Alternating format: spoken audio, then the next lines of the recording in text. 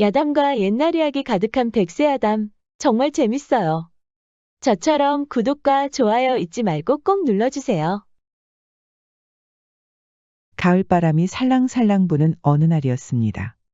주막에는 오늘도 손님들이 북적거리는 것이었지요. 그러던 어느 날 보기만 해도 듬직하고 선량해 보이는 화공이 주막을 들렀습니다. 주모, 이 근처에 암자가 하나 있다고 들었는데 어디로 가면 되겠소? 한창 음식을 옮기던 주모는 쏘스라치게 놀라는 것이었습니다. 주모뿐만 아니라 술과 음식을 입에 넣던 손님들도 모두 깜짝 놀라는 것이었지요. 보아하니 유생도 아니고 악공도 아니고 그렇다고 광대처럼 천해 보이지는 않은데 누구신데 그리 험한 곳으로 간단 말입니까? 내 이름은 은석이라고 하오. 하차는 화공이지요. 암자에 계신 스님의 부탁을 받고 가는 길이지요. 그런데 암자까지 가는 길이 그리 험하오. 주모는 혀를 차는 것이었습니다.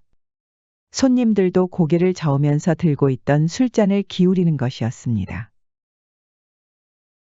여기 처음 와서 모르는 모양인데 요즘 산에 늑대가 돌아다닌다는 소문이 있어요.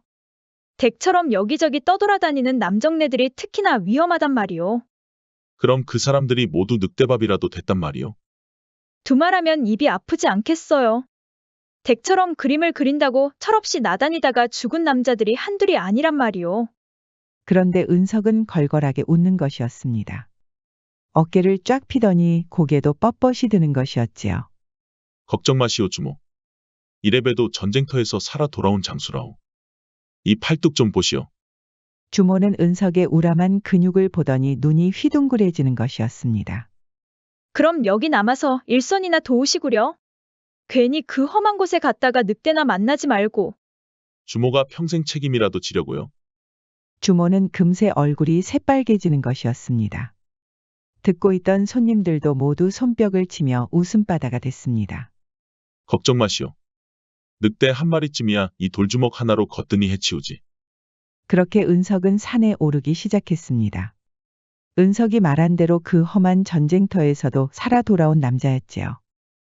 2시즌이나 산을 오르는데도 지친 기색이 없었습니다. 그렇게 해가 떨어지고 어두워지자 산속은 금세 추워졌습니다.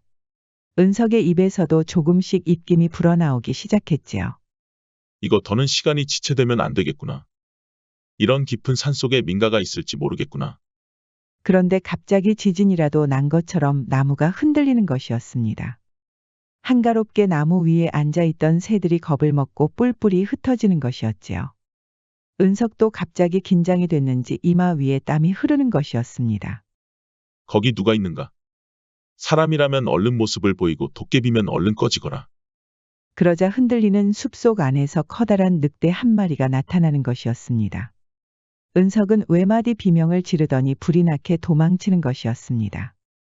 한 주먹으로 해결한다더니 오줌이라도 지릴 것처럼 혼비백산하는 것이었지요. 은석은 너무 겁이 나서 제대로 숨도 쉬지 못했습니다. 뒤도 돌아보지 않고 무작정 뛰는 것이었습니다. 얼마나 뛰었을까요? 은석은 숨이 차서 그 자리에서 주저앉았습니다. 마른 기침이 힘겹게 나오니 이러다 진짜 죽을 것만 같았지요. 그런데 저 멀리서 불빛이 보였습니다. 은석은 신기하기만 했습니다. 이 험한 곳에 민가가 있다는 것이 믿기지 않았습니다. 은석이 천천히 다가가니 작은 초가집이 보였습니다. 주인 계십니까? 그러자 초가집에서 여인이 나오는 것이었습니다. 누구십니까? 무례를 무릅쓰고 이렇게 찾아왔습니다, 낭자. 암자를 찾던 중에 길을 잃었습니다. 잠시 묵고 가도 되겠습니까? 그러시죠. 얼른 들어오시죠. 은석은 여인의 옆을 지나치면서 은은한 향기에 취했습니다. 여인의 미모가 너무 뛰어나 숨쉬기도 힘든 것이었지요. 암자에는 무슨 일로 가시는 겁니까? 스님의 부탁을 받고 벽화를 그리러 갑니다. 벽화라고 하셨습니까? 저도 스님에게 자세한 연유를 들어봐야 합니다. 그런데 어찌 낭자 홀로 이런 초가집에 계십니까? 여인은 알 수 없는 미소를 지었습니다. 은석은 자기도 모르게 얼굴이 빨개졌지요. 지금까지 살면서 이렇게 아름다운 여인의 미소를 본 적이 없었지요. 제가 사랑하던 서방님이 있었습니다. 어쩔 수 없이 제가 도련님 곁을 떠나야 했지요. 어쩌다 그런 일이 있었습니까? 양가 부모님께서 결사 반대하셨답니다. 은석은 한숨을 쉬었습니다. 저런 신분이 맞지 않았던 게로군요. 여인은 포근한 미소를 지으며 고개를 끄덕였습니다. 도련님을 보니 서방님이 생각이 납니다. 양가 부모님 뜻을 거스르고 떠나서 둘이 함께 살았지요. 그러다 부모님께서 편찮으시다는 서찰을 받고 급히 돌아갔습니다. 그렇게 부모님은 세상을 등지셨고 도련님도 떠나고 말았지요. 도련님도 부모님의 뜻을 결국 거스르지 못한 것입니다. 그래서 이렇게 홀로 살고 있는 것이요. 이렇게 홀로 살면서 업보를 치르는 것입니다. 그런데 도련님을 보니까 자꾸 제가 흔들립니다. 그게 무슨 말이요? 도련님을 보니 자꾸 서방님이 생각이 나서요. 서방님도 도련님처럼 웃을 때마다 저희 가슴을 녹여주셨지요. 제가 지금 낭자의 가슴을 녹여주고 있단 말이요. 여인은 고개를 끄덕이고는 눈물을 흘렸습니다. 흐르는 눈물이 여인의 손등을 타고 바닥으로 떨어지는 것이었습니다. 은석은 그런 여인의 손을 잡아주는 것이 도리라고 생각했지요. 여인도 은석의 온기에 얼었던 가슴이 모두 녹아내리는 것 같았습니다. 낭자. 무례를 무릅쓰고 입을 맞춰도 되겠소. 부디 그렇게 해주셔요. 은석은 여인의 대답이 끝나기가 무섭게 입술을 훔쳤습니다. 여인의 가련한 어깨를 감싸 안았더니 은석의 가슴도 녹아내렸답니다.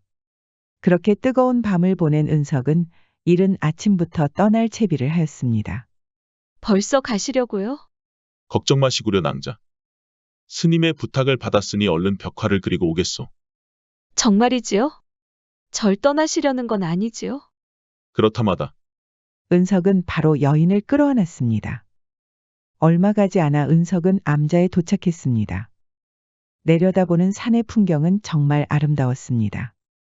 늑대가 다녀간 곳이라고는 상상도 할 수 없을 정도로 운치가 있는 것이었지요. 이렇게 험한 곳까지 오라고 해서 송구합니다. 무슨 말씀을 그리 하십니까 스님? 뭐든지 말씀만 하십시오. 실은 예불을 드리는 중에 부처님의 계시를 받았지 뭡니까? 그것이 무엇인데 그러십니까? 천계에서 죄를 짓고 하계로 떨어진 선녀가 있다고 합니다. 그 선녀의 악업을 씻어내기 위해 지옥도를 그리라고 하더군요. 일단 선녀의 그림부터 그릴 수 있겠습니까? 저에게 선녀를 그리라는 말씀입니까? 은석은 황당하면서도 선녀를 그리라고 하니 속으로는 많이 부담이 됐습니다. 화공께서 지옥도를 많이 그렸다는 건 익히 들어서 알고 있었습니다. 죄인들의 업보를 씻어내기 위함이었지요. 그것은 제가 죄인들이 하도 괘씸해서 한번 그려본 것뿐입니다 스님. 저도 그 그림을 보았습니다만 큰 스님께서도 매우 만족하셨습니다. 아마 부처님께서도 화공의 그림을 인정해 주실 것입니다. 은석은 어쩔 수 없이 벽화를 그리기로 했습니다. 스님이 원하는 대로 선녀부터 그리기로 하였지요. 선녀답게 화려한 옷부터 그렸습니다. 그런데 얼굴에서 막히고 말았습니다. 아무리 생각해도 선녀의 얼굴이 떠오르지 않았던 것이지요. 대체 선녀는 어떻게 생겼을까? 그동안 수많은 그림을 그렸지만 선녀를 그려본 적은 없었다. 지옥도 속의 도깨비도 내 상상력으로 얼마든지 그릴 수 있었거늘. 어찌 선녀의 얼굴은 이다지 상상이 가지 않는단 말인가? 무슨 문제라도 있는 것이요. 아무리 생각해도 선녀의 얼굴이 그려지지 않습니다. 선녀라면 반드시 미인일 터인데 지옥도를 가야 하는 미인이 어디 있겠습니까? 그렇지 않습니까, 스님? 스님은 난처했는지 웃기만 하고 좀처럼 말을 잇지 못하였지요. 그래서 화공을 부른 것이 아닙니까? 제가 다른 화공들에게 부탁을 안 해봤겠습니까? 다들 선녀를 그릴 수가 없다고 한사코 거절을 하더군요. 몇몇 화공들은 이곳을 온다고 했으나 소식이 없었습니다. 결국 남은 사람은 화공뿐이었습니다. 화공처럼 지옥도를 잘 그리는 사람은 없었으니까요. 은석은 그렇게 속으로 끙끙 앓기만 했습니다. 도저히 선녀의 얼굴은 떠오르지 않고 스님의 간곡한 부탁도 거절할 수 없었으니까요. 그러다 은석은 초가집에서 홀로 지내는 여인이 떠올랐습니다. 선녀처럼 아름다운 여인을 만나면 영감이 떠오를 수도 있으니까요. 사정을 들은 스님은 이상했습니다. 이 험한 산속에 초가집이 있단 말씀입니까? 송구합니다, 스님. 아무래도 그 여인을 만나야 그림이 떠오를 것 같습니다. 시간을 좀 더 주시지요. 그렇게 은석은 떠났지만 스님은 뭔가 깨름칙하였지요. 지금까지 평생 암자에서 살았지만 초가집이 있다는 얘기는 처음 들었으니까요. 하지만 은석은 얼마 가지 않아 초가집에 도착했습니다. 안에 있던 여인은 감격에 눈물을 흘리면서 은석의 품에 안겼습니다. 약조를 지키셨군요, 도련님. 하지만 은석은 흔쾌히 여인의 마음을 받아주지 못하였지요. 그날 밤에 은석은 여인에게 벽화에 대한 사정을 이야기하였습니다. 그럼 벽화는 마무리하지 못하고 오신 건가요? 그렇습니다. 스님의 부탁을 거절할 수는 없고 참 난처하게 됐습니다. 그래서 하는 말인데 혹시 낭자의 얼굴을 좀 빌려도 되겠소? 제 얼굴을 빌린다고 하셨습니까? 지옥도를 간다고 하지만 선녀가 아닙니까? 어차피 낭자의 얼굴만 그리는 것인데 괜찮지 않겠습니까? 아무리 그래도 그렇지. 지옥도를 가는 선녀의 얼굴에 제 그림을 그린다는 게 말이 됩니까? 아무래도 그렇겠지요. 은석은 풀이 죽었지요. 이대로 다시 가면 스님과 약속한 대로 벽화는 완성할 수가 없었으니까요. 여인은 그렇게 풀이 죽어 있는 은석을 안타까운 마음으로 지켜보고 있었습니다. 서방님, 어찌 이토록 야속하십니까? 사실 여인은 전생에서 은석과 사랑에 빠진 선녀였습니다. 청계가 심심하던 선녀는 어느 날 하계로 내려와 목욕을 하고 있었습니다. 하계의 폭포수는 청계에서 느낄 수 없는 시원한 촉각이 있었지요. 선녀들 사이에서도 인간들의 목욕을 지켜보며 부러워하고 있었답니다. 하지만 함부로 하계로 내려가 목욕을 하면 큰 벌을 받았습니다. 어떤 선녀는 폭포수 밑에서 목욕을 했다가 한평생 못생긴 멧돼지로 살아야 했습니다. 그렇게 겁도 없이 폭포수 밑에서 목욕하던 선녀가 있었습니다. 바로 전생에서 은석과 사랑에 빠진 선녀였지요. 선녀가 한창 즐겁게 목욕을 하고 있을 때 은석이 몰래 훔쳐보고 있었습니다. 그리고는 선녀의 모습을 빠짐없이 그리는 것이었지요. 그러다 들통이 난 것이었습니다. 죽을 죄를 지었소 낭자. 낭자의 몸에서 빛이 나서 그만 이렇게 붓을 들고 말았소이다. 어서 그 붓을 치우시오. 선녀는 놀랐지만 처음으로 하계의 인간을 만나니 기분이 좋았습니다. 당장 청계로 올라가야 했지만 인간과 더 놀고 싶었지요. 한동안 선녀는 하계로 몰래 내려와서 은석과 놀았습니다. 일부러 은석이 보라고 폭포수 밑에서 목욕도 하는 것이었지요. 은석은 그런 선녀가 새침대기 같아서 재밌었답니다. 그러던 어느 날이었습니다. 은석이 갑자기 선녀에게 청혼을 하는 것이었습니다. 부모님은 어디 계시오? 제가 당장이라도 가서 혼인을 허락받고 싶소. 선녀는 정색하였습니다. 그건 말도 안 됩니다. 어찌 제가 하계의 인간과 혼인할 수 있단 말입니까? 그럼 우리는 이대로 헤어져야 한단 말이오. 안타깝지만 그럴 수밖에 없습니다. 지금도 하계의 인간과 만나고 있다는 것을 들키면 큰 벌을 받을 것입니다. 마지막으로 그림이라도 그릴 수 있게 해주시오. 헤어지면 그림이라도 볼 수 있지 않겠소. 선녀는 안타까워 눈물이 흘렀습니다. 알겠습니다. 그럼 사흘의 시간을 드리겠습니다. 원하시는 만큼 저희 그림을 그리시지요. 사실 은석은 시간을 벌고 싶을 뿐이었습니다. 최대한 선녀와 헤어지고 싶지 않았지요. 선녀 역시 은석의 마음을 이미 알고 있었습니다. 나를 얼마나 사랑하면 그림이라도 그리고 싶다고 했을까. 그렇게 선녀는 은석의 품에 안겼습니다. 결국 하계를 떠나지 못하고 은석과 오순도순 살고 싶은 것이었지요. 그러자 청계에서는 크게 분노하였습니다. 하계의 인간과 만나면 안 된다는 법을 어긴 것이었지요. 그것도 모자라 하계의 인간과 혼인까지 하고 같이 살고 있었으니 그 죄가 더 큰 것이었습니다. 선녀는 청계를 향해 용서를 빌었습니다. 은석을 그만큼 사랑했다고 하소연하였지요. 하지만 소용이 없었습니다. 청계의 법도는 엄격하였으니까요. 그래서 내린 벌은 100년 동안 늑대의 몸이 되어서 하계에서 업보를 씻어내라는 것이었습니다. 그렇게 100년이 지났습니다. 환생한 은석을 드디어 만난 것이었지요. 하지만 은석은 지옥도 속으로 들어갈 선녀를 그리고 있습니다. 100년을 기다렸습니다, 서방님.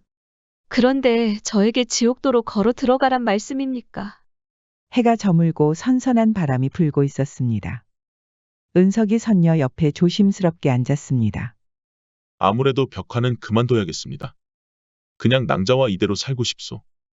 은석은 눈물을 흘리는 선녀를 꼭 안아주었습니다. 선녀는 천계로 돌아가기 전에 은석과 마지막 사랑을 나눌 수 있었지요. 그런데 혹시 이 근처에 늑대는 못 보았소? 여기에 오기 전에 주막에서 그러는데 나와 같은 화공들이 늑대에게 잡아먹혔다는 소문이 있다고 하더이다. 그것이 무슨 말씀입니까? 늑대가 잡아먹다니요. 실은 나도 늑대를 보았소. 너무 무서워서 한참 뛰어오다가 낭자를 만난 것이오. 선녀는 놀랄 수밖에 없었습니다. 아무래도 잘못된 소문을 들으신 것 같습니다. 그렇게 위험한 늑대가 살 리가 있겠습니까?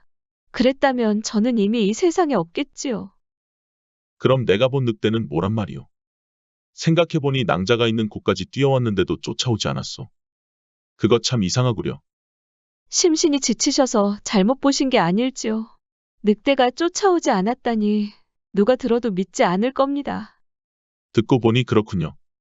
선녀는 몰래 밖으로 나와 눈물을 흘렸습니다. 설마 그 많은 남정네들을 해친 사람이 선녀였을까요? 그때 저 멀리서 요란한 소리가 들리는 것이었습니다. 사람들이 횃불을 들고 오는 것이었지요. 선녀가 놀라서 두리번거리는데 화살 하나가 날아오는 것이었습니다. 이제야 내년의 정체를 알겠구나. 어서 정체를 드러내거라. 누구시오? 누구신데 이런 몹쓸 짓을 저지르는 것이오? 저 사람들이 보이느냐? 다 너를 잡으러 오는 사람들이다. 무슨 말을 하는 것이오? 그동안 화공들을 잡아먹는 늑대를 쫓았지. 처음에는 그저 야생짐승인 줄 알았는데 희한하게도 그 암자로 가는 화공들만 해치더구나. 그래서 뒤에서 쫓아다녔더니 늘 이 집으로 오고 있었어. 선녀는 소스라치게 놀랐습니다. 그동안 내년이 죽인 남정네들이 몇이더냐. 내가 분명히 남정네들을 물고 가는 것을 보았다. 이 집 어딘가에 남정네들의 죽음이 있을 터. 그 중에는 순진한 내 조카 녀석도 있었다. 오늘이야말로 그 복수를 할 날이 오는구나. 선녀는 사냥꾼이 쏘는 화살을 피해 산속으로 뛰었습니다. 방에 있던 은석이도 놀라서 밖으로 나왔지요. 낭자. 이게 무슨 소리요? 하지만 선녀는 없고 횃불을 든 사람들이 보였습니다. 사람들은 모두 하나같이 늑대를 잡으러 왔다고 소리를 치는 것이었습니다. 은석은 어리둥절하였지요. 하지만 사람들의 분노는 타오르는 횃불만큼 무서웠습니다. 은석은 놀라서 얼른 선녀를 따라 산속으로 들어갔지요. 선녀는 무섭게 따라오는 사냥꾼을 피할 방도가 없었습니다. 이대로 인간의 몸으로 갔다가는 꼼짝없이 죽을 수밖에 없었지요. 결국 선녀는 늑대로 변신하여 더 빠르게 뛰어갔습니다. 사냥꾼은 직접 눈으로 보고서야 실감하는 것이었습니다. 내년은 역시 늑대였구나. 이 어망한 악귀야. 선녀는 화살을 피해 암자 부근까지 겨우 도망쳤습니다. 하지만 사냥꾼이 쏘는 화살이 복부에 명중하고 말았습니다. 다시 아름다운 선녀로 돌아왔지만 상처가 커서 힘겨워하고 있었지요. 얼마 가지 않아 사냥꾼도 암자에 도착했습니다. 오늘을 얼마나 기다렸는지 아느냐. 조카 녀석을 위해 이 화살을 갈고 또 갈았다. 사냥꾼이 활을 겨누는데 때마침 은석이 뛰어왔습니다. 이게 무슨 짓이오? 제발 멈추시오. 전현 정체를 몰라서 하는 소리다. 전현은 늑대란 말이다. 오해하지 마시오. 설사 그대 말대로 늑대라고 하더라도 사람을 해쳤을 리가 없소. 내 놈이 제정신이 아니로구나. 어찌 늑대를 보호할 수가 있단 말이냐. 내 놈이 뭘 안다고 떠드는 것이야. 그때 선녀가 힘겹게 입을 여는 것이었습니다. 부디 저를 용서하십시오. 제가 화공들에게 겁을 준 건 사실이오나 결코 해친 일은 없습니다. 하지만 사냥꾼은 아랑곳하지 않고 화살을 쏘려는 것이었습니다. 은석이 선녀 앞을 막고 있었지만 전혀 흔들리지 않는 것이었지요. 결국 사냥꾼과 은석이 화살을 잡고 몸싸움을 하는 것이었습니다. 그 와중에 사람들이 횃불을 들고 암자까지 쳐들어왔지요. 그때 스님이 밖으로 나왔습니다. 대체 이게 무슨 짓이란 말이오? 아무리 짐승 때문이라고 하나 부처님 앞에서 이 무슨 추태란 말이오? 사람들은 어떻게든 늑대를 해칠 생각이었지만 눈앞에는 가녀린 여인이 힘겹게 숨을 몰아쉬는 것이었지요. 스님까지 나서서 은석과 함께 막고 있으니 별 도리가 없는 것이었습니다. 그렇게 사람들이 하나둘 암자를 떠났고 사냥꾼도 헛기침을 하며 발길을 돌렸답니다. 서방님, 이렇게 헤어지고 싶지 않았는데. 은석은 선녀의 가녀린 손을 잡고 눈물을 흘렸습니다. 낭자, 부디 내 곁을 떠나지 마시오. 그대가 늑대가 되었다면 필시 사연이 있었을 것이오. 내가 다 들어줄 터이니 어서 눈을 뜨시오. 제 업보를 이만 씻어내고 싶습니다. 어서 저 벽화를 마무리하십시오. 저의 얼굴을 그려주세요. 그제야 은석은 선녀의 사정을 알게 되었습니다. 선녀가 하계의 인간을 사랑하여 천개의 천벌을 받은 것이었지요. 그 인간이 환생한 사람이 바로 은석이라는 것도 알 수 있었습니다. 은석은 눈물을 흘리며 선녀의 그림을 완성했습니다. 그러자 선녀는 빛을 내며 사라졌습니다. 서방님 덕분에 저희 업보를 모두 씻어내었습니다. 정말 송구합니다, 서방님. 그렇게 선녀가 사라졌습니다. 선녀는 환생한 은석을 보기 위해 100년을 기다렸습니다. 화공들이 사라진 것은 선녀가 지옥도를 막기 위한 것이었지요. 암자로 오는 화공들을 모두 설득한 것이었습니다. 늑대로 변신하여 죽인 것이 아니었지요. 사냥꾼도 살아있는 조카를 만나고 믿을 수가 없었습니다. 그동안 늑대로 변신한 선녀를 죽인다고 이를 갈았지요. 사냥꾼은 선녀의 무덤이 없었으니 매일 하늘을 향해 절을 올리며 사죄를 하였답니다. 은석은 선녀가 그리워 한동안 술로 마음을 달래었습니다. 한동안 그림도 못 그릴 정도로 폐인이 된 것이었지요. 그렇게 세월이 흘렀고 은석은 한동안 가지 않았던 주막에 들렀습니다. 화공 양반이 아니오. 오랜만이오 주모. 폐인이 돼서 그림도 못 그린다고 하더니 많이 달라졌네 그려.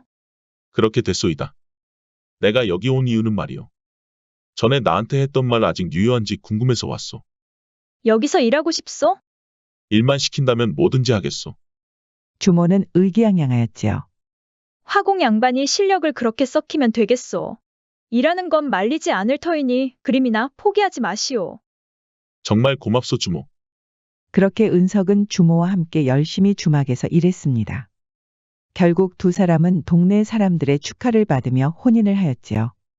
그리고 100년이 흘렀습니다. 젊은 미술학도가 열심히 그림을 그리고 있었습니다. 이상하게 오늘따라 얼굴이 그려지지가 않네.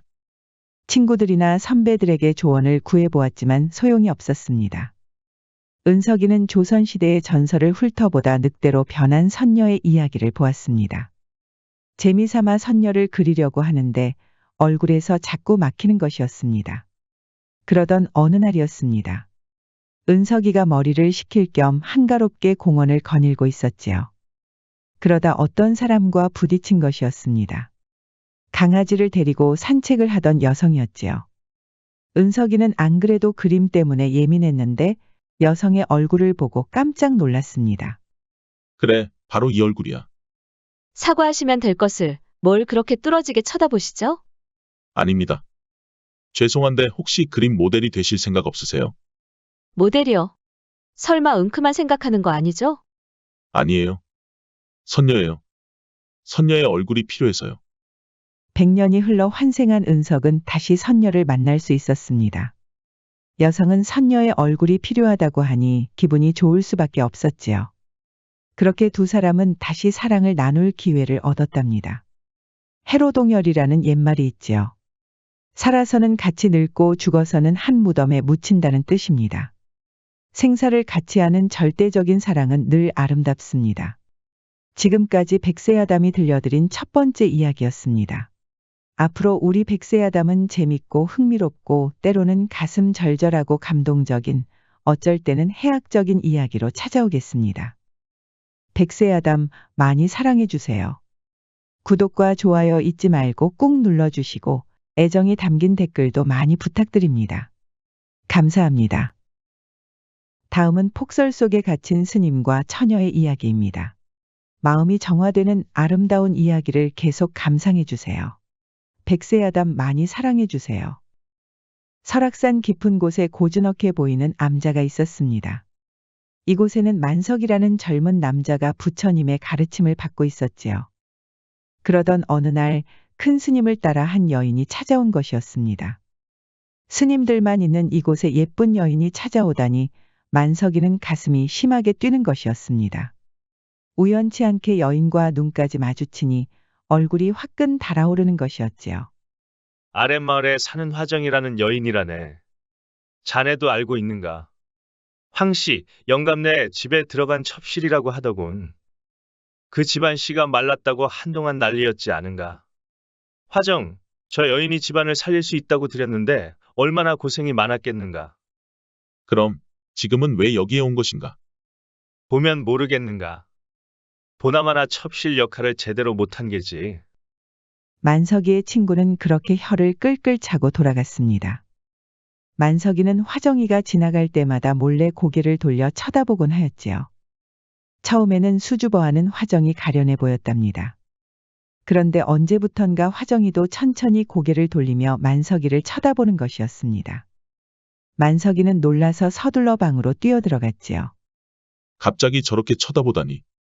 심장이 다 터질 것만 같구나. 생각해보면 기회가 될 때마다 쳐다본 건 만석이었습니다. 화정이는 그런 만석이가 이상해서 쳐다본 것일 수도 있지요. 부처님의 가르침이 역시 부족하였구나.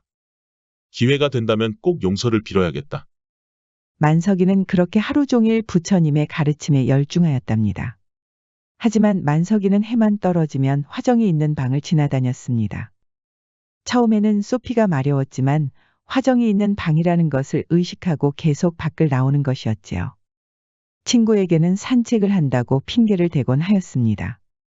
화정이의 얼굴은 볼 수 없었지만 문으로 비치는 화정이의 모습은 너무나 아름다운 것이었습니다. 그럴 때마다 만석이는 부처님에게 죄를 짓는 것 같았지만 화정이 자꾸 생각나는 건 어쩔 수 없었지요. 그러던 어느 날이었습니다. 만석이 폭포 앞에서 수양 중이었지요. 그러다 멀지 않은 곳에서 여인의 웃음소리가 들리는 것이었습니다. 만석은 감았던 눈을 뜨고 조심스럽게 소리가 나는 곳으로 가보았습니다. 그런데 그곳에 다름 아닌 화정이 있는 것이었지요. 화정이 목욕을 하다가 무슨 일이 생각이 나는지 자꾸 웃는 것이었습니다. 처음 절에 올 때만 해도 얼굴에 그늘이 가득했는데 저렇게 환하게 웃고 있는 모습을 보고 있으니 만석이도 기분이 좋아지는 것이었습니다. 그러다 그만 만석이가 들키고 말았습니다. 거기 누구요? 낭자, 부디 저를 용서하시오. 앞에서 수양 중이다가 소리가 나서 그만. 만석 스님이 아니십니까? 제가 오히려 수양을 방해한 것 같아 송구합니다. 그렇지 않습니다. 수양을 하다 잡생각을 한 건 저입니다. 부디 용서하소서. 만석이는 그렇게 절로 돌아왔지만 화정이 생각에 잠을 이루지 못했습니다. 어떻게든 잠에 빠지면 꿈에 화정이가 나오는 것이었지요. 만석아, 그러지 말고 이리로 와. 너 자꾸 장난치면 가만히 안 둘 거야, 화정아. 꿈에서 깨어난 만석이는 소스라치게 놀랐습니다. 세상에, 이게 무슨 불경이란 말인가. 다른 사람도 아니고 화정낭자와 서로 말을 놓으며 장난을 치다니. 사실 만석이는 부처님의 가르침을 오랫동안 받으며 지쳐가고 있었습니다. 여성의 따스한 온기가 절실히 필요한 것이었지요. 그러다 화정이 절에 들어오면서 잡생각도 많아진 것이었습니다. 부처님의 가르침이 역시 부족하구나. 만석이는 다음 날부터 다시 부처님의 가르침에 매진하였습니다. 큰 스님은 그런 만석이의 사정도 모르니 기특하기만 하였지요. 만석이는 한참 부처님의 가르침을 받고 엄숙한 자세를 취하고 있었습니다. 부엌에서 밥을 지을 때도 마찬가지였지요. 그런데 그때 화정이 부엌으로 들어오는 것이었습니다. 만석 스님, 밥 지으세요. 만석이는 화정이를 보는 순간 부처님의 가르침은 온데간데 없어졌습니다. 만석 스님, 밥 잘 지으세요. 화정이의 다정한 목소리에 취하여 부처님이 뭘 알려줬는지 까마득히 잊어버리는 것이었지요. 그야 부엌것 생활이 얼마인데요. 제가 지은 밥은 큰 스님도 당해내지 못합니다. 만석은 수줍게 웃었습니다. 그런데 화정이 갑자기 만석이의 얼굴을 뚫어지게 쳐다보는 것이었습니다. 만석은 심장과 몸까지 얼어버렸지요. 전에 폭포 앞에 사는 송구하였습니다. 아닙니다, 낭자. 제 수양이 부족한 탓입니다. 그런데 만석 스님이 있으셔서 참 다행이라는 생각이 들었습니다. 만석이는 깜짝 놀랐지요. 그게 무슨 말씀입니까, 낭자? 다른 사람이 아니라 만석 스님이 봐주셔서 좋았거든요. 그러면서 만석이의 손을 따뜻하게 잡아주는 것이었습니다. 만석이는 처음으로 얼굴이 새빨개진 것이었지요. 만석이도 천천히 화정이의 얼굴을 훑어보았습니다. 정말 아름다운 얼굴이었습니다. 하지만 때마침 친구의 기척이 들려서 잡던 손을 놓을 수밖에 없었습니다. 만석이는 처음으로 친구가 원망스러웠습니다. 이복에 되도록 화정 낭자와 말을 섞지 않는 것이 좋아. 그게 무슨 말인가? 이 친구가 이렇게 세상 물정에 어두워서야 화정 낭자가 첩실 역할을 못해서 이곳까지 온 게 아닌가. 그게 어쨌다는 건가? 이 사람이 참 이렇게 순진해서야 황씨, 영감이 화정 낭자를 계속 주시하고 있다 이 말일세. 그게 무슨 말인가? 이제 황씨 영감과 상관없는 게 아닌가? 황씨, 영감이 소문이 날까 두려운 게 아닌가. 나름 양반이라고 체면을 중요하게 여기는 게지. 그럼 자네 말은 황씨 영감이 화정 낭자를 감시라도 한다는 겐가? 자네 아직 눈치 못 챘구먼. 화정 낭자 주변으로 수상한 사내들을 보지 못했는가. 만석이는 놀라서 부엌 주변을 두리번거렸지요. 만석이 친구는 웃음이 터졌습니다. 이 순진한 친구 말이야. 그놈들을 찾을 거면 밖으로 나가야지. 하여튼 겁은 많아가지고. 만석이는 삐친 얼굴로 부엌을 지키고 있었습니다. 친구가 나간 이후에는 조심스럽게 밖을 나왔지요. 친구가 말한 대로 수상한 사내들이 있는지 찾아봤지만 암자 주변은 쥐 죽은 듯이 조용했습니다. 그러던 어느 날이었습니다. 화정이 산책을 나온 것이었습니다. 만석이는 그런 화정이를 눈여겨보다가 천천히 따라갔지요. 친구에게는 부족한 나무를 하러 간다고 핑계를 댔습니다. 그런데 멀지 않은 곳에 웬 사내들이 보이는 것이었습니다. 만석이는 친구가 한 마리 떠올라 순간 겁이 덜컥 난 것이었습니다. 설마 저 사내들은 황씨 영감의 사람들일까요? 그렇게 얼마 가지 않아 사내들이 화정이 뒤를 바짝 따라온 것이었습니다. 그러자 화정이도 겁을 먹은 것이었지요. 당신들은 누구요? 누군데 계속 나를 따라다니는 것이오? 만석이도 겁이 나서 주춤하고 있었습니다. 얼른 뛰어가서 화정이를 보호하고 싶었지만 사내들이 워낙 험상궂게 생겼으니 말이에요. 우리가 누군지는 알 필요 없고 괜히 황씨 어르신 말하고 다니지 말라 이 말이오. 그게 무슨 말이오? 2번 말하지 않을 테니 잘 들으시오. 첩실 역할 제대로 못했으면 조용히 눌러앉아 살라 이 말이오. 저는 잠시 쉬러 암자로 온 것뿐입니다. 그런데 어찌 이러시오? 황씨 영감이 보내서 온 것이오. 우리가 누군지 알 필요 없다 하지 않았소. 혹시라도 누구한테 황씨 어르신 얘기하면 그때는 그 사람 목숨은 책임지지 못하오. 뒤에서 엿듣던 만석이는 식은땀이 흘렀습니다. 친구가 한 말이 모두 사실인 것이었지요. 그런데 사내들 중에 한 사람이 화정이에게 다가가는 것이었습니다. 한 걸음만 오면 소리칠 것이오. 여기는 암자 달랑 하나 있을 뿐인데 누가 오겠소. 그러지 말고 우리 심심한 사내들을 위해 그 따스한 손길을 내어주지 않겠소. 그러자 만석이는 죽으림을 다해 화정이에게 달려갔습니다. 사내들은 갑자기 스님이 달려드니 적잖이 당황한 것이었지요. 이게 무슨 짓들이요? 당장 물러나지 않으면 큰 스님에게 모두 말하겠소. 힘 꽤나 쓰는 사내들이었지만 스님을 건드릴 수는 없는 노릇이었습니다. 화정이에게 다가갔던 사내는 피식 웃고는 뒤로 물러서는 것이었습니다. 분명히 경고하였소. 그게 누구든지 목숨이 위험할 것이오. 사내들은 떠나면서 만석이를 무섭게 노려보는 것이었습니다. 황씨 영감에 대해 아는 사람은 스님도 가만히 두지 않겠다는 경고였지요. 눈치를 챈 만석이도 겁이 났는지 침을 꿀꺽 삼키는 것이었습니다. 만석 스님이 아니십니까? 어찌 여기를 오셨습니까? 낭자는 괜찮으시오. 저는 보시다시피 괜찮습니다만 어찌 만석 스님께서 여기를 혹시 저를 따라오신 겁니까? 만석이는 앞불싸하더니 불이 나게 도망치는 것이 아니겠어요. 화정이는 그런 만석 스님이 너무나 웃긴 것이었습니다.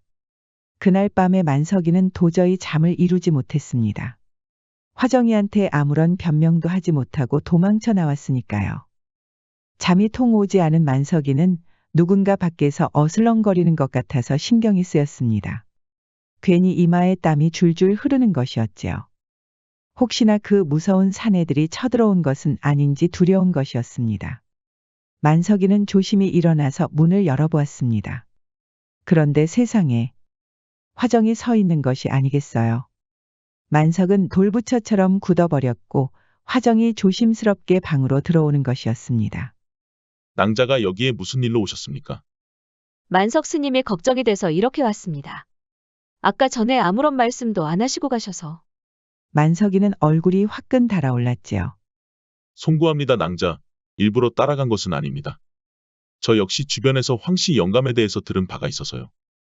역시 그러셨군요. 사실 절에 들어올 때부터 황씨 영감의 사람들이 따라올 줄 알았습니다. 이제는 황씨 영감의 첩실이 아니지 않습니까? 그런데 어찌 낭자를 감시하는 겁니까? 그야 체면 때문이 아니겠습니까? 황씨 영감이 다정할 때는 참 좋은데 질투심과 의심이 워낙 많으셔서 괴팍하기도 했답니다. 이렇게 절에 들어온 것도 황씨 영감 성격 때문이었죠. 절에서는 아무래도 떠드는 입이 적으니까요. 만석이는 그제야 화정이의 심정을 이해할 수 있었습니다. 그런데 화정이는 만석이를 유심히 보더니 미소를 짓는 것이었습니다. 그래도 만석 스님이 계셔서 모처럼 기분이 좋아졌습니다. 그게 무슨 말씀입니까? 사실 처음 여기 올 때부터 만석 스님이 눈에 띄지 뭡니까? 제가요? 어찌 그렇습니까? 저를 계속 쳐다보셨잖아요. 물론 저와 같은 여인이 암자에 오는 게 흔한 일은 아닙니다만 저에게 마음을 쓰시는 것 같아 기분이 좋았습니다. 폭포에서 목욕을 할 때 갑자기 스님 생각이 나서 웃어버렸지 뭐예요. 만석이가 화정이의 웃음소리에 끌렸던 이유가 있었지요. 그런데 하필 만석 스님이 그때 나타나실 줄은 꿈에도 몰랐습니다. 그러면서 화정이 수줍게 웃는 것이었습니다. 만석이 역시 얼굴이 뜨겁게 달아오르는 것이었지요. 만석 스님, 송구하오나 부탁 하나 드려도 될런지요? 말씀하십시오. 부처님의 가르침을 받는다고 왔으나 밤만 되면 한 송이의 벚꽃처럼 외롭기 그지없습니다. 시간이 되신다면 조용히 스님을 뵙고 싶습니다. 덕담을 듣고 싶은데 괜찮습니까? 만석이는 깜짝 놀랐지요. 화정이는 지금 몰래 밤마다 만석이를 만나고 싶다는 것이었습니다. 만석이는 들끓는 애정을 감당하기가 힘들었지요. 당장이라도 화정이를 품에 안기고 싶었답니다. 그럼 허락하신 것으로 알고 가보겠습니다, 스님. 화정이는 그렇게 떠났고 만석이는 넋을 놓고 문 앞에 앉아 있었습니다. 오늘따라 선선한 바람이 만석이의 머리를 개운하게 만드는 것이었지요. 그날 이후로 만석이는 오직 해가 떨어지기를 기다렸습니다. 부엌에서 밥을 지을 때도 화정이 얼굴이 자꾸 아른거리는 것이었습니다. 만석이는 밤이 되자 천천히 방을 나왔습니다. 그리고는 주변을 두리번거리더니 화정의 방까지 찾아왔지요. 문에 비친 화정의 그림자만 봐도 심장이 두근거렸습니다. 만석이는 화정의 방에 들어가기 전에 부처님께 용서를 구하였지요. 낭자, 이렇게 들어오면 안 된다는 것을 알고도 죽을 죄를 지었습니다. 어찌 이러십니까, 스님? 저는 스님께서 찾아주셔서 너무나 감복할 따름입니다. 그러니 부디 저에게 용서를 구하지 마셔요. 만석이는 결국 화정을 끌어안았답니다. 이런 불경이 있을까 싶어 눈물이 나는 것 같았습니다. 하지만 화정이를 품지 않으면 도저히 살아갈 수 없을 것 같았습니다. 그렇게 밤을 보낸 만석이는 죄책감에 빠져서 더는 암자에 있을 수가 없었지요. 화정이도 만석이의 마음을 알고 이렇게 말하였습니다. 우리 여기서 벗어나서 살아요.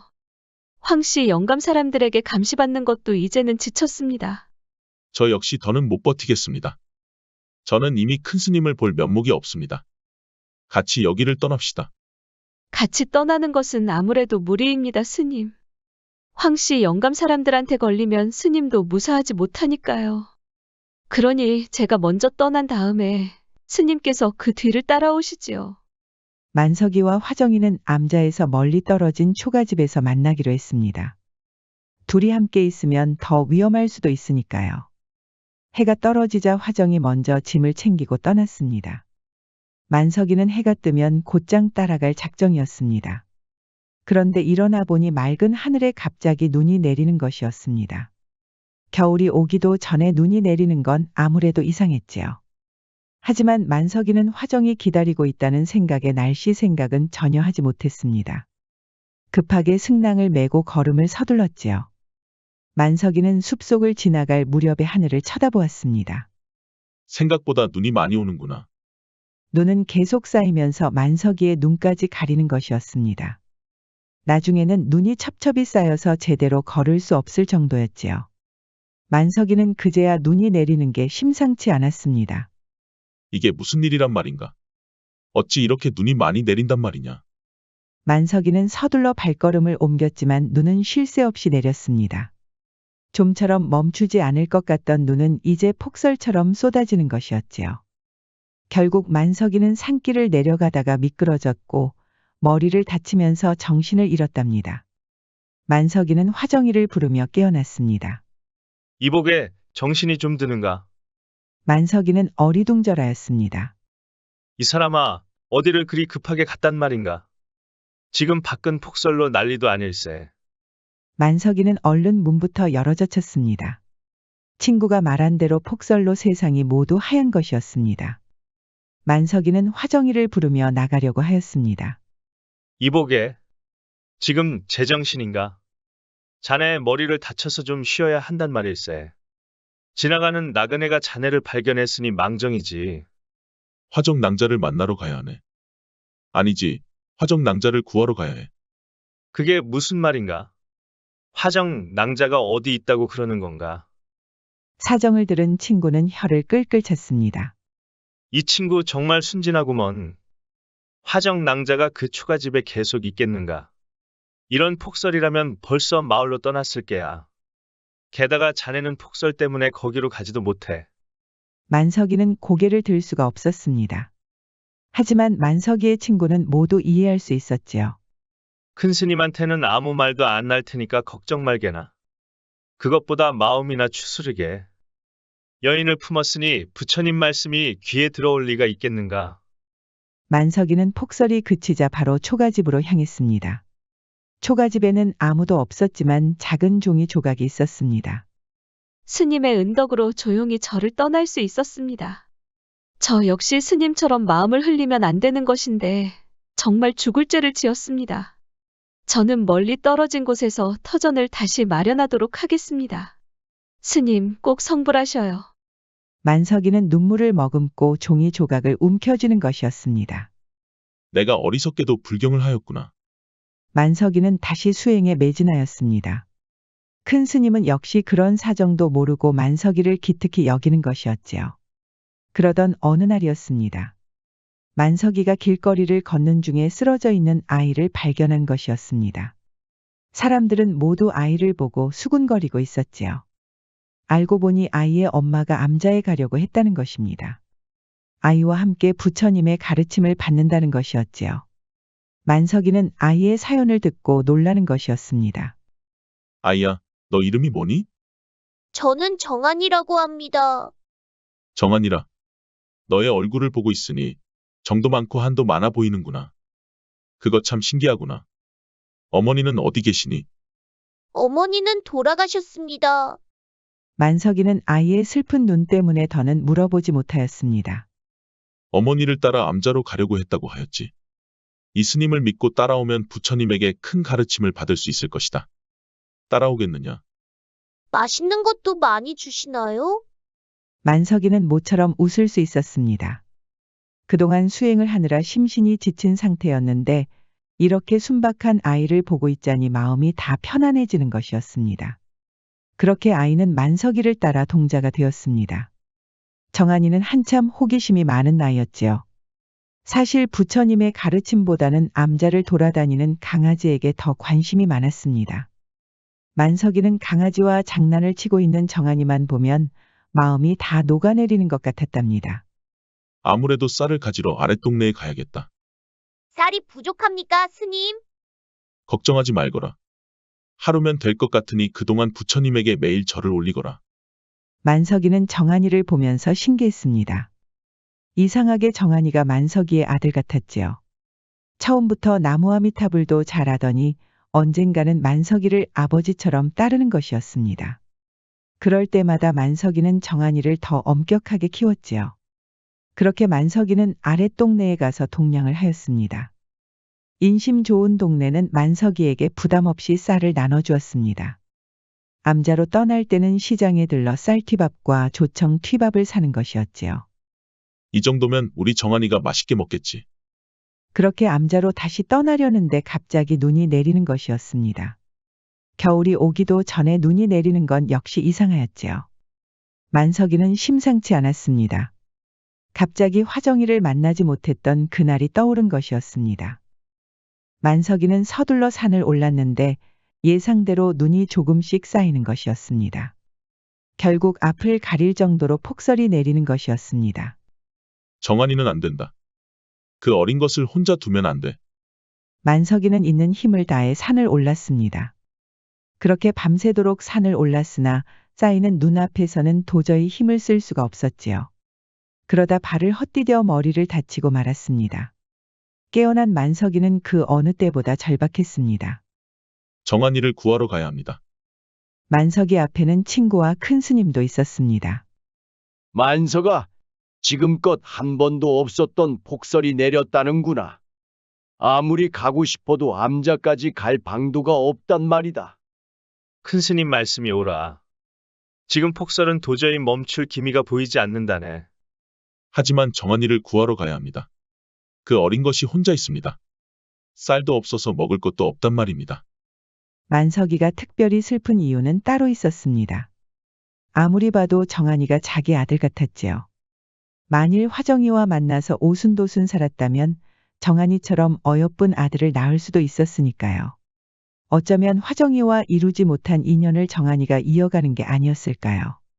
폭설은 큰 스님 말씀대로 멈출 기미가 보이지 않았습니다. 그렇게 기나긴 겨울이 끝나고 봄이 시작됐습니다. 만석이는 그동안 정한이 생각에 마음이 타들어갔습니다. 음식도 입에 들어가지 않아서 수행을 할 때마다 더 심신이 지쳤지요. 폐인이 다 된 만석이를 돌봐준 사람은 친구밖에 없었습니다. 봄이 되고 눈이 모두 녹았습니다. 만석이는 바로 암자로 향했습니다. 친구와 큰 스님도 뒤를 따랐습니다. 암자는 너무나 고요했습니다. 만석이는 마음의 각오를 단단히 하고 문을 열었습니다. 하지만 정한이는 온데간데 없는 것이었습니다. 부엌에도 없었고 암자 주변에도 없었지요. 정한이와 함께 뛰어놀던 강아지도 보이지 않았습니다.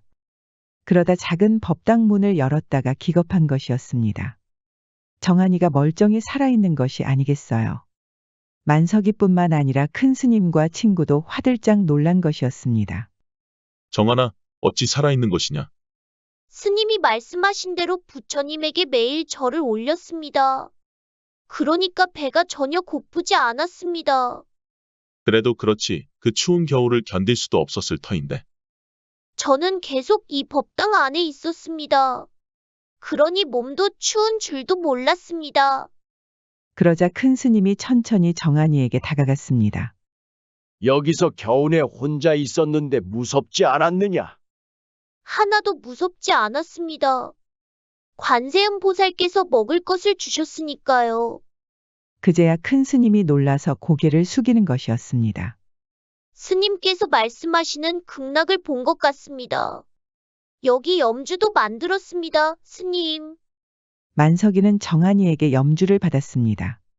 이상하게 염주에서 빛이 나는 것 같았지요. 이 아이는 성불을 하였구나. 어찌 이런 일이 있을 수가. 그러자 정한이 몸에서 아름다운 빛이 나는 것이었습니다. 만석이는 정한이를 끌어안고 펑펑 눈물을 흘렸습니다. 훗날 이 소식이 알려지자 많은 사람들이 암자를 찾으려고 하였답니다. 지금까지 스님을 무시하던 사람들까지 찾아와 소원을 비는 것이었지요. 어찌 인간들이 저럴 수 있단 말인가? 저 중에 내가 동냥을 하러 갔을 때는 침을 뱉던 놈도 있었단 말일세. 듣고 있던 만석이는 허하고 웃는 것이었습니다. 이복에 그래도 이렇게라도 마음을 의지할 수 있다는 곳이 있다는 게 얼마나 좋은가. 아무래도 여기까지 오는 길을 정리해야겠네. 그게 무슨 말인가? 자네도 알겠지만 여기까지 오는 길이 얼마나 험했단 말인가. 우리처럼 부처님 말씀을 전하는 사람들이야 그렇다고 쳐도 저기 있는 사람들은 얼마나 힘이 들고 시간을 낭비한단 말인가. 만석이가 말한 대로 암자까지 오는 길은 너무나 험하였답니다. 그래서 만석이는 편히 올 수 있도록 길을 정리하였지요. 그런데 훗날 이곳을 오는 사람들의 감정은 조금씩 무뎌졌다고 합니다. 땀을 뻘뻘 흘리며 힘들게 찾아오면 그만큼 암자를 맞이하는 기분은 말로 할 수 없을 정도로 감격하였지요. 그래서 처음 갔을 때 그 감격을 이제는 느낄 수 없다고 합니다. 청심과욕이라는 말이 있습니다. 마음을 깨끗이 하여 욕심을 적게 가진다는 뜻이지요. 요즘처럼 험한 세상의 마음을 정화시키는 이야기였습니다. 지금까지 백세야담 두 번째 이야기였습니다. 백세야담 많이 사랑해주세요. 구독과 좋아요, 알림 설정도 잊지 마시고 꾹 눌러주세요. 애정이 담긴 댓글도 많이 부탁드립니다. 다음은 과부에게 하룻밤을 빼앗긴 머슴의 이야기입니다. 큰 욕심을 부렸다가 대가를 치른 사람들의 이야기를 계속 감상해주세요. 백세야담 많이 사랑해주세요. 해마다 음력 3월이면 마을 어귀 진달래가 붉게 피었답니다. 눈을 가리고도 여러 송이를 꺾을 수 있을 정도로 무성하게 피는 것이었지요. 희한하게도 진달래는 한 여인이 사는 집 담벼락 너머에서 피는 것이었습니다. 여인의 이름은 홍씨. 동네 총각들은 홍씨를 진달래 선녀라고 부를 정도였습니다. 그만큼 빼어난 미모를 자랑하였지요. 홍씨는 양반 집의 딸로 태어났습니다. 본래 지방 유력 양반 가문 출신으로 대대적으로 관리직을 배출하였습니다. 고조부나 증조부대에서는 암행어사 수행원을 하거나 향리 출신으로 승승장구하여 지방 토지를 대규모로 사들여 지주화가 된 가문이랍니다. 홍씨는 그렇게 부족함 없이 자랐다가 좋은 가문에 시집을 갔습니다. 남편 집안은 한양과의 상업교류로 막대한 부를 일군 신흥 자본가 출신이었습니다. 한양과 남부 지역을 오가는 우피나 소금과 쌀의 유통을 맡은 것이었지요. 남편은 세곡 관리권의 주막 운영권까지 쥐고 있었습니다. 남편이 불의의 사고로 사망하자 홍 씨는 눈치 빠르게 명의를 돌려놓았답니다. 법적 절차도 아주 깔끔하게 처리하였기 때문에 관가에서도 손을 쓸 수가 없을 정도였지요. 홍 씨는 평범한 과부가 아니었답니다. 이례적으로 소작세를 곡물이 아닌 돈으로 받기도 하였습니다. 소작농들과 상인들은 그런 홍 씨에게 불만이 있었지만 감히 거역하지도 못하였습니다. 가뭄이나 흉작이 나면 곡물을 일부러 풀어주며 은혜를 베푸는 신용을 한 것이었습니다. 홍 씨의 이런 행동은 권위자와 보호자 이미지로 점점 굳어진 것이었습니다. 홍 씨가 사는 동네에는 칠복이라는 머슴이 살았습니다. 칠복이는 산에서 내려온 짐승처럼 몸이 좋았고 어지간한 쟁기질은 소보다 빠르게 해내는 것이었지요. 하지만 얼굴빛은 누구보다 밝았습니다. 큰 덩치에 어울리지 않게 아이처럼 미소도 짓는 것이었습니다. 칠복이를 보려고 물동이를 나르는 여인들이 줄을 섰고 아이들도 나무를 하는 칠복이의 팔뚝을 구경하려고 몰려들었지요. 칠복이가 이렇게 하루하루 열심히 사는 이유가 있었습니다. 바로 이목구비가 뚜렷한 아내 송씨 덕분이었습니다. 두 사람은 서로를 아끼고 사랑하였습니다. 동네 사람들은 정이 통하는 두 부부를 보고 부러워하였답니다. 어느 날 칠복이가 투덜거리며 집으로 들어왔습니다. 무슨 일인데 그래요? 아무래도 이번 일도 글렀어. 설마 또 그만둔 거예요? 이번에는 왜 또? 칠복이는 권대감 집에서 머슴살이를 하고 있었습니다. 권대감이 어느 날 송아지를 놀라게 했다는 이유로 빗자루로 등을 치는 것이었지요. 그것도 한두 번이 아니었습니다. 도저히 참을 수 없었던 칠복이는 기어코 폭발하고 말았습니다. 양반마님. 머슴도 사람이란 말이에요. 이렇게 자꾸 등짝을 치시면 드러놓을 터인데 어느 머슴이 밭을 갈고 일을 하겠어요. 그래서 그렇게 말하고 그만두고 왔단 말이죠? 어쩔 수 없었어 임자. 아내는 또 땅이 꺼지라 한숨을 쉬는 것이었습니다. 그래서 또 어디로 가서 머슴살이를 하려고 그래요? 이번이 몇 번째예요? 걱정하지 마시오. 소문 들어보니까 홍씨라는 갑부가 머슴을 찾는다고 들었소. 그렇게 칠복이는 홍씨 과부 밑에서 머슴살이를 시작했습니다. 칠복이가 한참 나무를 하고 있었습니다. 땔감을 정리하고 있을 때 마침 홍씨가 지나갔지요. 칠복이는 초면에 만난 홍씨 앞에서 고개를 숙였습니다.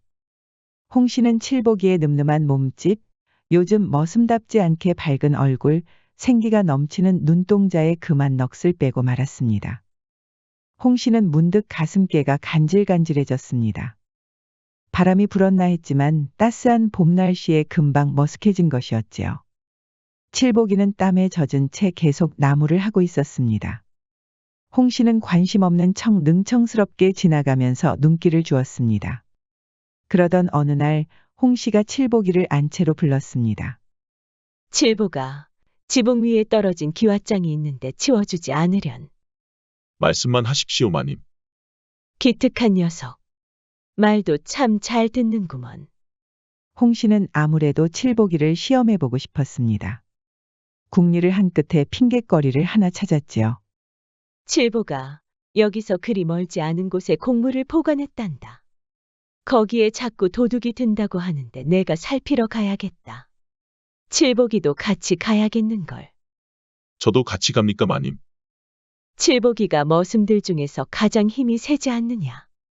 혹시라도 도둑이라도 마주치면 어쩌느냐. 이 마님이 다치면 너는 좋겠느냐. 천부당만부당한 말씀입니다, 마님. 홍씨는 만족스러운 미소를 지었습니다. 칠복이는 그런 홍씨의 얼굴이 잠시 야릇하여 고개를 푹 숙이고 말았습니다.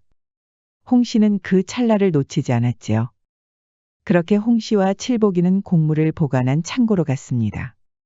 그런데 출발부터 빗방울이 조금씩 떨어지는 것이었지요. 아무래도 비가 올 것 같은데 다음으로 미루는 것이 어떻습니까, 마님? 이런 날에 도둑이 더 든다는 것을 모르느냐. 어서 가자꾸나. 사실 홍씨는 집 근처에 개미가 높게 집을 지은 것을 본 적이 있었지요. 제비가 처마 밑을 맴도는 것도 보았습니다. 조만간 비가 올 것이라고 이미 예상한 것이었지요. 홍씨는 칠복이가 창고 주변을 조사하는 동안에 근처에 있는 거처로 들어갔습니다. 이곳에서 칠복이 녀석을 시험해 봐야겠구나. 순진한 칠복이는 창고 주변을 조사하고 거처로 들어왔습니다. 수고했구나, 칠보가. 어서 들어와서 식사하렴. 어찌 감히 마님과 함께 밥상머리를 마주할 수 있겠습니까? 괜찮으니까 어서 오렴. 칠복이는 쑥스러운 얼굴로 홍씨와 마주 앉았습니다. 홍씨는 직접 수저를 칠복이 앞에 놓아주었지요. 이 거처에는 칠복이와 홍씨 외에는 아무도 없었습니다. 칠보가, 너는 늘 보니까 이마에 땀이 맺혀 있더구나. 나무를 할 때는 온몸이 항상 젖어 있고. 칠복이는 어느새 야릇한 기분에 빠졌습니다. 홍씨 옷깃에서 진한 매화 냄새가 풍기는 것이었습니다. 이렇게 귀티가 나는 여자와 함께 있는 것은 처음이었지요. 칠복이는 알고 있느냐. 거처의 방은 여기 하나다. 칠복이는 깜짝 놀랐습니다. 얼른 홍씨 앞에 무릎을 꿇고 고개를 숙였지요. 아이고, 마님. 그럼 제가 바로 곡물 창고로 가겠습니다. 쇳내는 거기서 자겠습니다. 그럴 필요 없단다, 칠보가. 나 때문에 이 먼 곳까지 와서 곡물 창고도 조사하였지 않았느냐. 비가 오니 옷도 다 젖었는데 어찌 다시 창고로 내쫓을 수 있겠느냐. 그러지 말고 이 방에서 따스하게 자도록 하렴. 하지만 제가 어찌 마님과 함께 방을 쓸 수 있겠습니까? 걱정하지 말거라. 너는 구석에서 자면 되지 않겠느냐. 그렇게 칠복이는 구석에 이불을 펴고 누웠습니다. 마치 죄라도 지은 것처럼 위축되어 있었지요. 홍씨는 그런 칠복이가 재미가 있는지 몰래 고개를 돌려 웃는 것이었습니다. 칠보가, 내가 잡아먹는 것도 아닌데 너무 움츠러들지 말거라. 알겠습니다, 마님. 그렇게 자정이 지났고 밖은 여전히 지붕을 두드리는 빗소리가 들리는 것이었습니다. 칠보가 바깥 양반을 그렇게 허무하게 보내고 남자와 방에서 자는 건 처음이로구나. 송구합니다, 마님. 송구할 필요가 있겠느냐. 거기는 문 쪽이라서 차갑지 않느냐. 그러지 말고 이리로 오거라. 하지만 마님, 어허. 내가 내리는 명이니 어서 따르거라. 그러다 곧불이라도 걸리면 어쩌려고 그러느냐. 그렇게 홍 씨는 이불을 걷으면서 칠복이가 누울 공간을 마련하였습니다. 칠복이는 두근거리는 가슴을 안고 천천히 다가갔지요. 어서 들어오거라. 불쌍한 것. 불기운을 받고 몸을 따뜻하게 데워야지. 그러면서 칠복이의 가슴을 따스하게 감싸주는 것이 아니겠어요. 얼마 만에 느껴보는 남자의 가슴이란 말인가. 칠보가 바깥 양반을 떠나보내고 나 혼자 그 많은 땅을 직접 일궜다는 것을 아느냐. 저 같은 놈이 무엇을 알겠습니까? 여인이 홀로 그렇게 어려운 삶을 살았으니 얼마나 그동안 외로웠겠느냐. 바깥 양반이 남겨둔 그 땅을 가져오려고 얼마나 애를 썼는지 아느냐. 그렇게 외로운 싸움을 끝내고 나니 참으로 외롭더구나. 남자의 손이 많이 그리웠단다. 나도 참 웃기는 여인이 아니더냐. 그렇지 않습니다, 마님. 남자가 여인을 그리워하는데 여인이라고 남자를 그리워하지 말라는 법이 있겠습니까? 이해해줘서 고맙구나, 칠보가. 그러니 너도 날 이해해주렴. 무슨 말씀이신지. 홍 씨가 갑자기 칠복이를 끌어안는 것이 아니겠어요. 마님, 이러시면 아니 됩니다. 날 이해한다고 하지 않았느냐. 내 말을 잘 들으면 널 소장농으로 키워주겠느니라. 소장농이라고 하니 칠복이는 주춤하였습니다. 말리던 손도 갑자기 멈춘 것이었지요. 홍 씨는 다시 웃으면서 칠복이를 끌어안았습니다. 밖은 여전히 빗소리로 요란하였지요. 홍 씨와 칠복이가 있는 거처만이 뜨거운 온기를 발산하고 있었습니다. 집으로 돌아온 칠복이는 아내를 볼 면목이 없었습니다. 홍 씨 생각에 밥상 앞에서 계속 밥알만 씹는 것이었지요. 그렇게 밥만 씹지 말고 여기 생선이랑 김치도 좀 먹어요. 미안하네, 임자. 몸이 피곤해서 말이야. 김치를 입에 넣고 또 한참 밥알과 김치만 씹는 것이었지요. 이 사람이 왜 이러나? 몸이 좀 허해진 거 아니에요? 칠복이는 빨래를 널다가도 넋을 놓고 있었습니다. 뒤에서 지켜보던 아내는 걱정이 많을 수밖에 없었지요. 홍 씨는 칠복이를 안채에 불렀습니다. 칠복이는 얼굴이 새빨개져서 홍 씨 얼굴도 제대로 못 쳐다봤지요. 그런데 칠복이 앞에 진수성찬이 있는 것이었습니다. 너비아니와 편육까지 푸짐한 것이었지요. 마님, 이게 다 무엇입니까? 자네가 얼마나 힘을 썼는가. 이 정도 대가는 치러야지. 칠복이는 무릎을 꿇고 또 한 번 고개를 푹 숙였습니다. 저번 일은 정말 죽을 죄를 지었습니다, 마님. 결단코 그런 일은 또 없을 것입니다. 네 놈도 좋았으면서 뭘 그리 정색을 하고 그러나. 칠복이는 뜨끔하였습니다. 사실 홍 씨에게 도저히 잊을 수 없는 묵직함을 발견한 것이었지요. 그 묵직함은 아내에게 없는 것이라서 칠복이를 더 뜨겁게 달군 것이었습니다. 홍 씨는 쓱 하고 고개를 돌리더니 미소를 지었습니다. 칠복이는 그런 홍 씨를 보니 또 가슴이 두근두근 뛰는 것이었습니다. 어서 와서 맛있게 들 거라.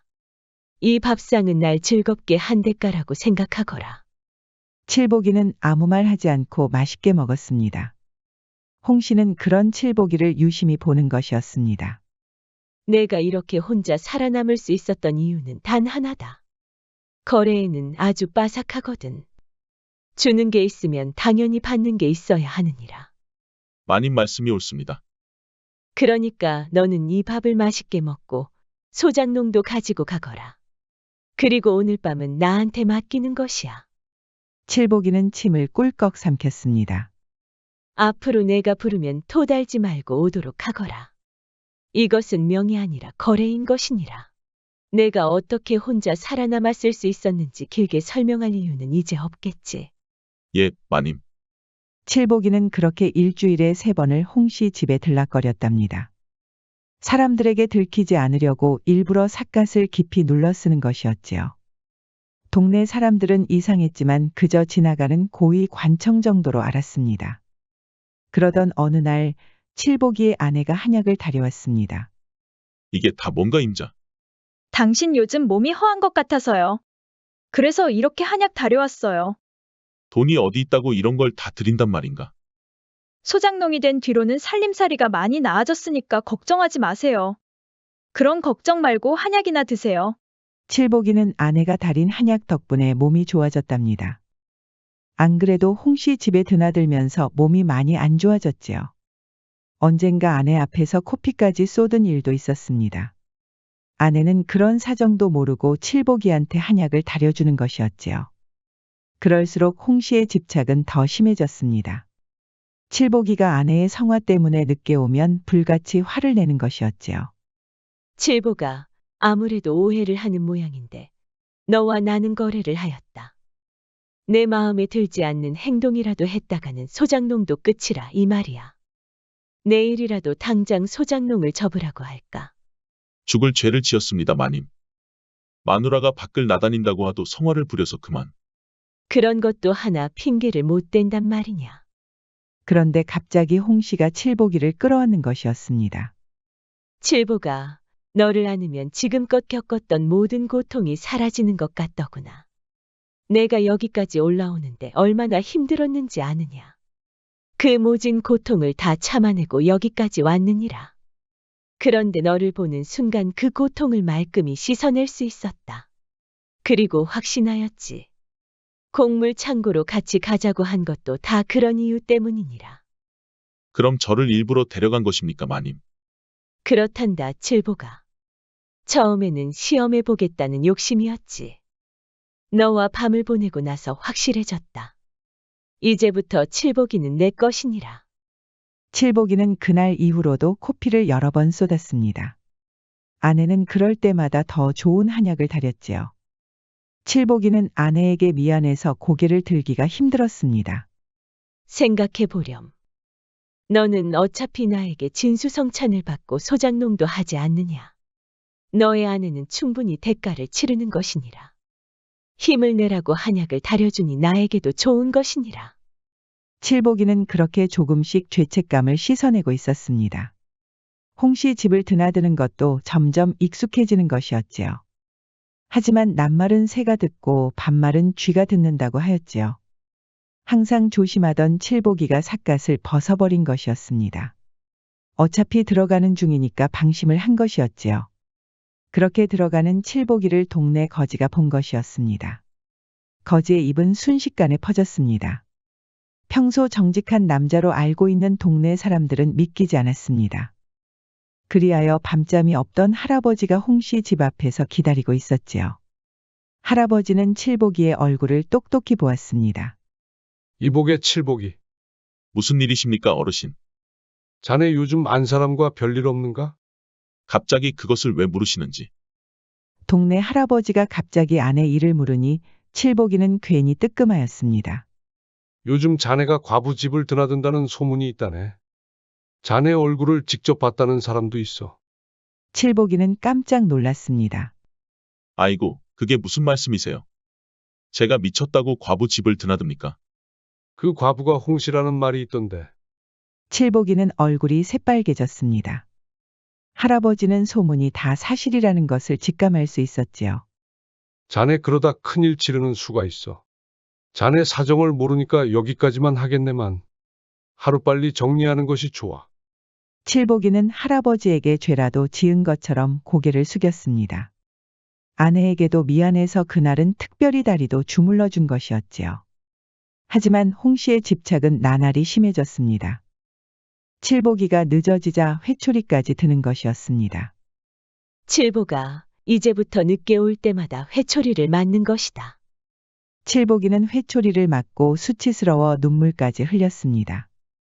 하지만 홍씨는 그런 칠복이가 더 사랑스러웠나 봅니다.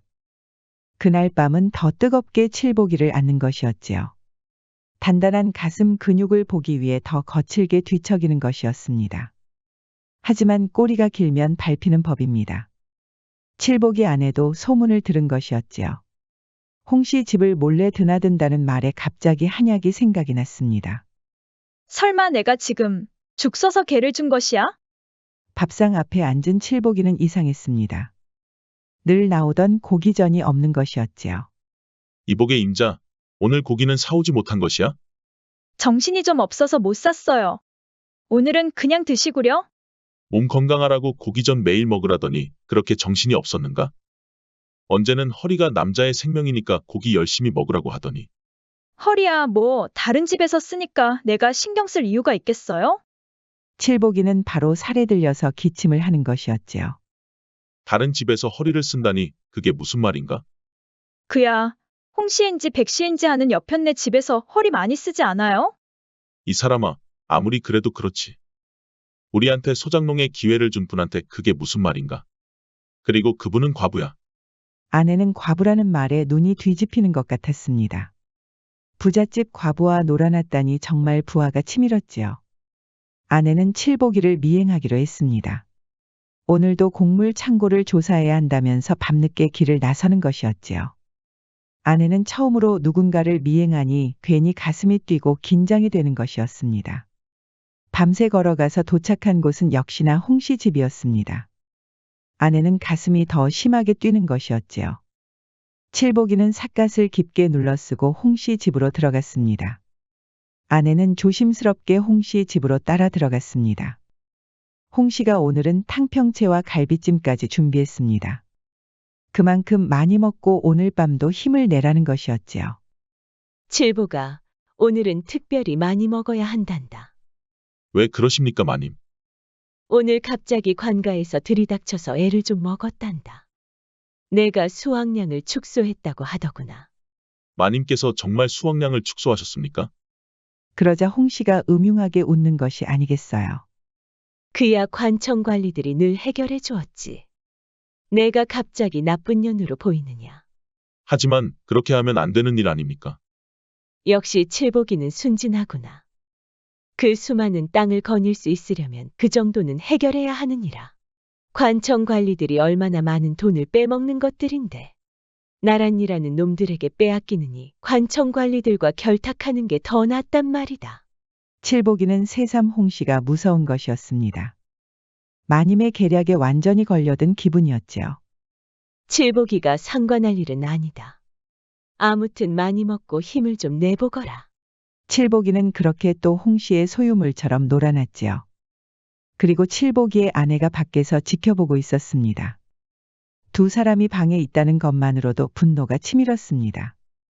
아내는 조심스럽게 다가가서 문을 열었습니다. 그리고 칠복이와 홍씨의 낯뜨거운 모습을 볼 수밖에 없었습니다. 칠복이와 홍씨는 화들짝 놀라고 말았지요. 임자, 어떻게 여기에 있는가? 아내는 화가 나서 그대로 집으로 돌아갔습니다. 어서 가서 네 마누라를 말리거라. 이 사실이 밝혀지면 너나 나나 끝장이니라. 알겠습니다, 마님. 칠복이의 아내는 그날 밤에 드러누워 아무 말도 하지 않았습니다. 칠복이가 몸을 건드리면서 불러도 대답하지 않았지요. 다음 날에도 아내는 별말을 하지 않다가 갑자기 진수성찬을 차린 것이었습니다. 너비아니와 탕평채, 조기구이와 도라지나물까지 있는 것이었지요. 후식으로는 곶감과 대추도 있었습니다. 임자, 이게 다 무엇인가? 오늘 이거 많이 드시고 저도 좀 부탁드려요. 뭘 부탁한다는 것이오? 다 알면서 그러시나?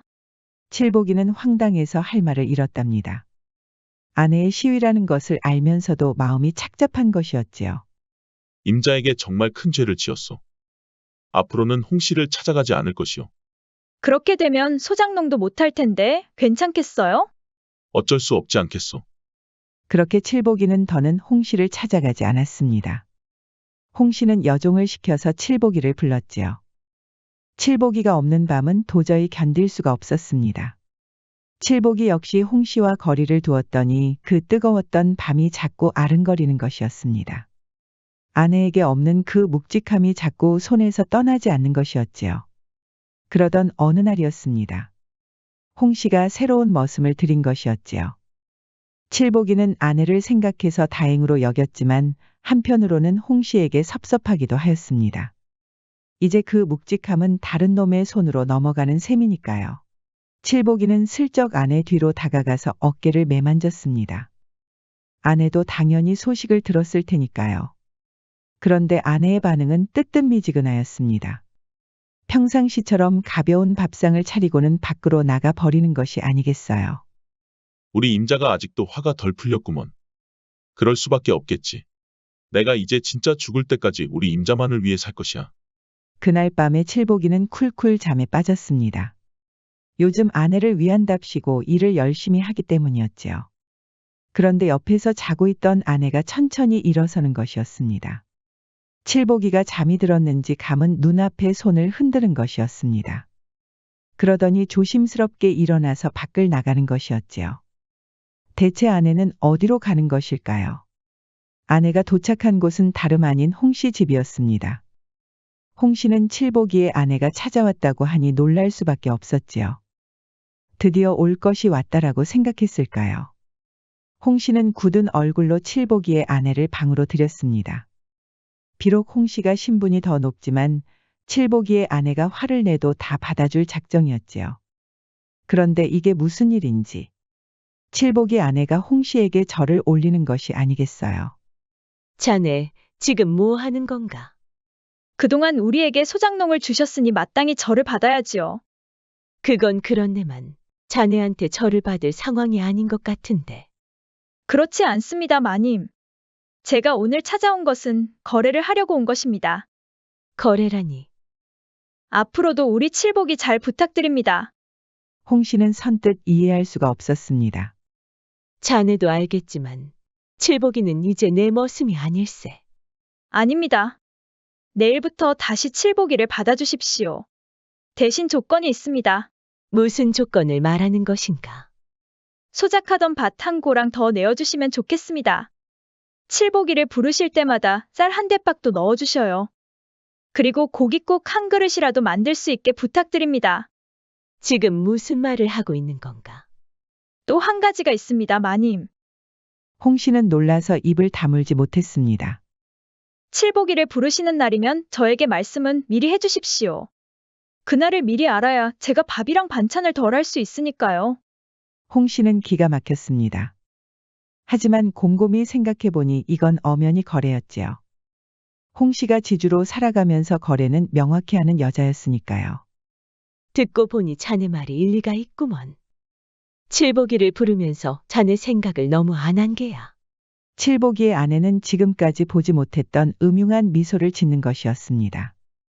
홍씨 역시 그런 칠복이의 아내가 자랑스럽기도 한 것처럼 웃는 것이었지요. 칠복이는 영문도 모른 채 홍씨에게 불려갔습니다.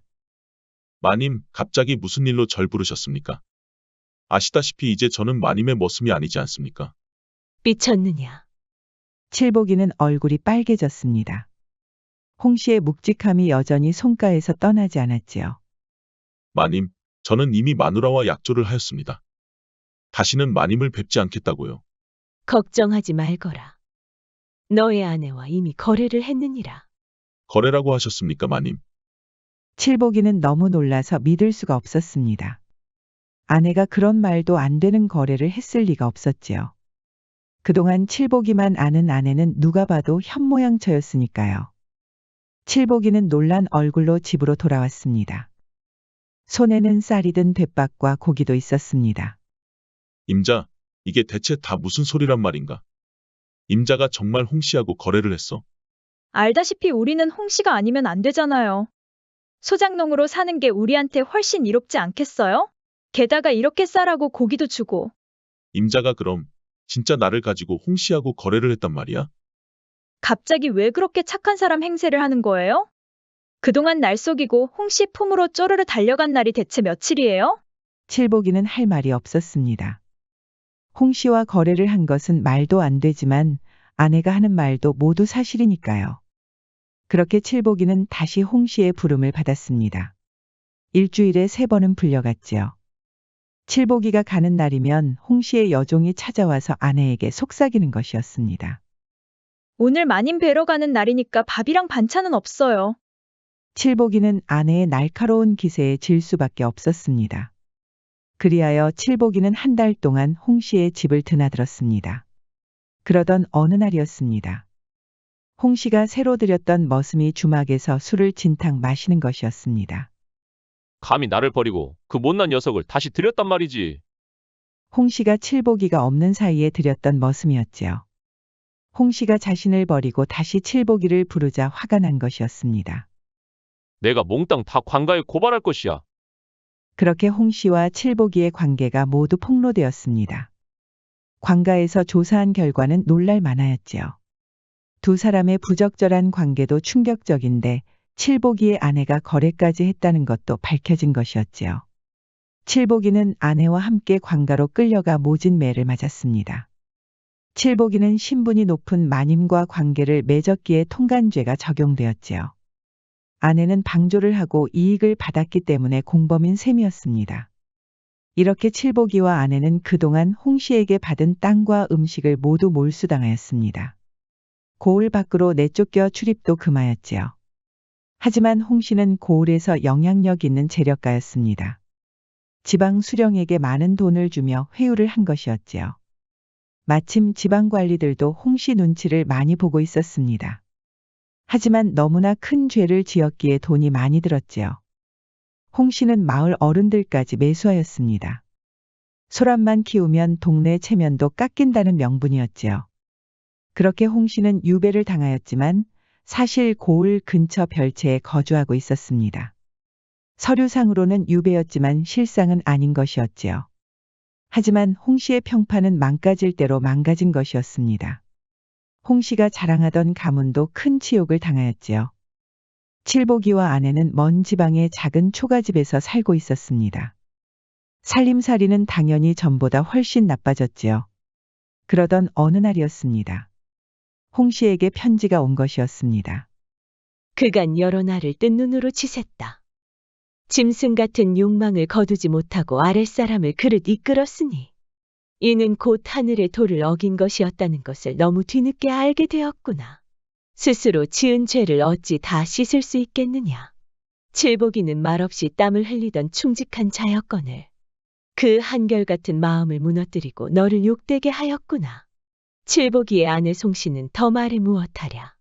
아비 없는 아이를 키우듯 살뜰히 내조한 공이 가엾고 처량하구나. 지난날 부귀의 눈이 멀어 사람의 도리를 팽개치고 불쌍하다는 핑계로 불의한 정을 이어갔으니 나뿐만 아니라 너희 가정에게도 큰 허물을 끼쳤구나. 이제 모든 것이 드러나고 죗값도 받았으니 사람들 입에 오르내리는 그 수치 또한 달게 받을 것이니라.